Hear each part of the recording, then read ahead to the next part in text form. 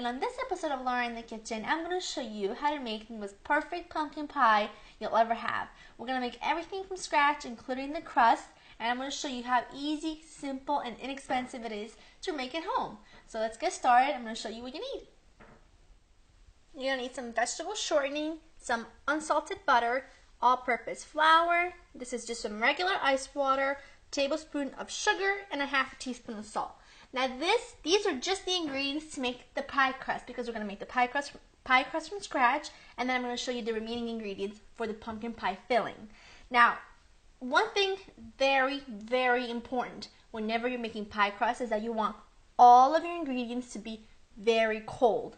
Now, I took butter and shortening that were in the refrigerator already, and what I did was I cut them up into little cubes, just like that, and then I put them back in the refrigerator for another hour or so because I want everything to be so cold. Then I also put in my flour in the refrigerator. This is just 1.5 cups of flour, and what I did was I put it in a little bowl, popped it in the fridge for about half an hour, and this is some ice water, and I put the tablespoon of sugar and a half a teaspoon of salt in the refrigerator as well. I cannot stress enough about how important it is to have cold ingredients to make good crust. Now, this is my best friend whenever making any kind of crust, any kind of pastry. What we're going to do is we're going to put in the 1.5 cups of all-purpose flour in here, and then I have some butter. What I have here is about 5 tablespoons of unsalted butter, and I have here about 1/4 cup of vegetable shortening. Now what I'm going to do is I'm going to put the sugar in and the salt. And my lid is shut. Have your ice water near you because you're going to add a little bit of water, little by little, until everything adheres together. Now pulsing this until you have everything about the size of peas. The peas and the shortening are a little bit like the size of peas, real small, and that's what we want. So now, with the lid back on, we're going to pulse this, adding some ice water until everything comes together. It should be about 3 to 4 tablespoons. My dough comes together, yep, perfectly, just like that. That's exactly what you want. I've used about 5 tablespoons of water to make that happen. Now we're going to get some plastic wrap handy. We're going to wrap this up and pop it in the fridge for about half an hour.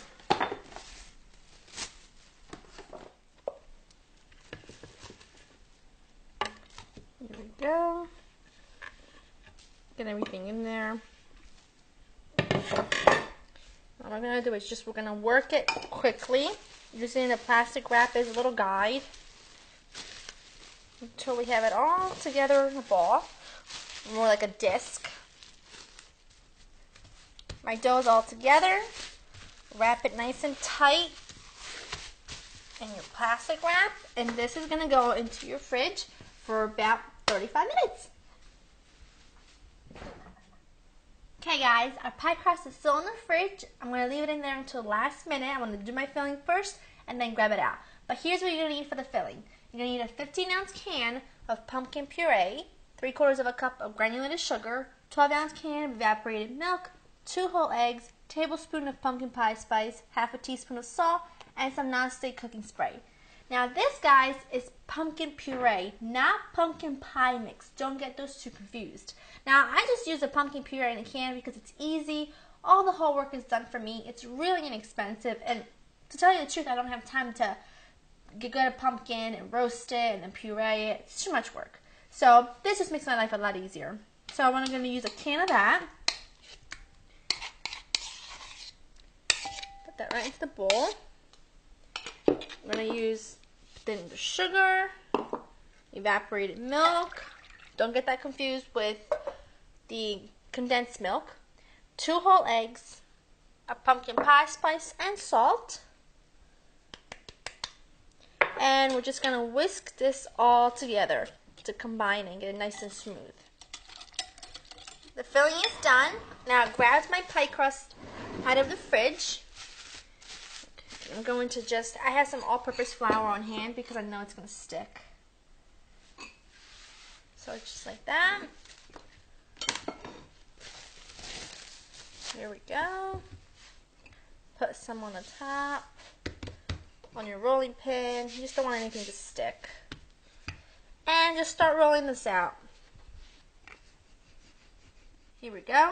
My pie crust is perfectly rolled out. Now I'm taking my non-stick cooking spray, spraying my pie plate. This is just a 9-inch pie plate.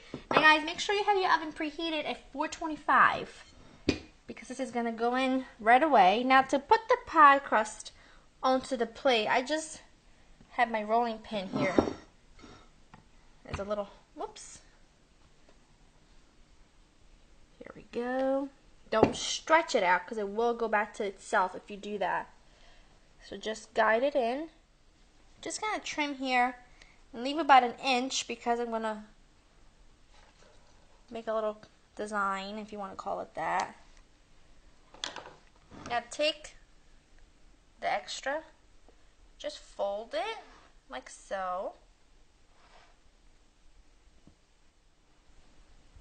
Now just using my fingers, I'm just going to crimp it just like so.